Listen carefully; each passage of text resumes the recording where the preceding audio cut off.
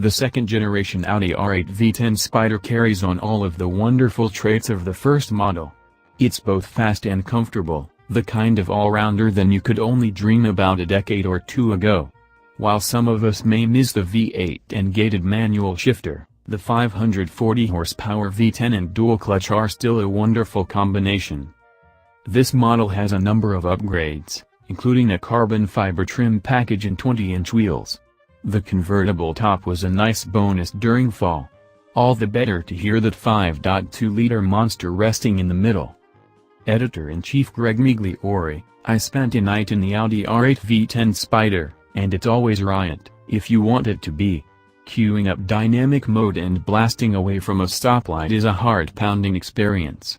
But when I was stuck in rush hour traffic, I was perfectly content. The only trade-off is ride height and visibility. It's a little hard to see out of this thing, and you're basically sitting on the ground. Otherwise, the suspension is civilized, and even cruising at semi-legal highway speeds is a buttoned-down experience. I love the looks of the R8. It stands out with distinct styling that gives Audi a true design halo.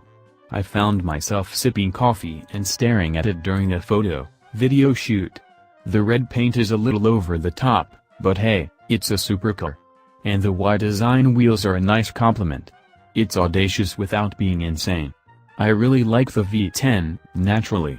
It's sneaky loud. I realized this when I got in the car the next morning and the radio volume was cranked. If you're a professional athlete, actor or just flat out rich, the V10 R8 should be on your shopping list. Senior Editor, Green, John Belts Snyder: It's been a while since I've driven the Audi R8, and I didn't expect to like it as much as when I got to use the gated manual shifter in the first-gen car. I was wrong. Things even more amazing now, if slightly less quirky. And, even though it was raining the whole time I had it, the Spyder's convertible top made it even more fun. While the wide-open experience is probably marvelous, the soft top kept me dry while letting in just a bit more noise from the ferocious V10 sitting right behind my head.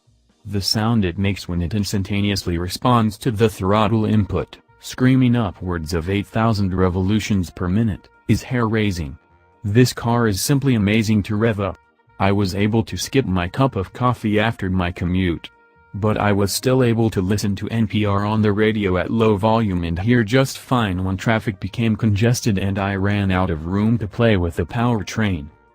It's not the most comfortable car. The seats are hard, the suspension is unforgiving in dynamic mode, and there's precious little room to rest your left foot. Still, it's a hoot to drive. And it inspires confidence. Even with the top up, we had a great view in almost every direction, making it easy to point the way through gaps in traffic or avoid a careening commuter with their eyes on their phone. A quick downshift and a little throttle provided enough noise to get their attention, too. I can't wait to try it with the top dropped. Associate Editor recounts: Can a car be too capable and too buttoned down? It feels wrong to criticize the R8 for being too easy to drive fast. I like cars with a sense of drama. Cars that are a little hard-edged. Cars where you really have to work for speed. Everything comes so easy, so naturally to the R8 that it wasn't as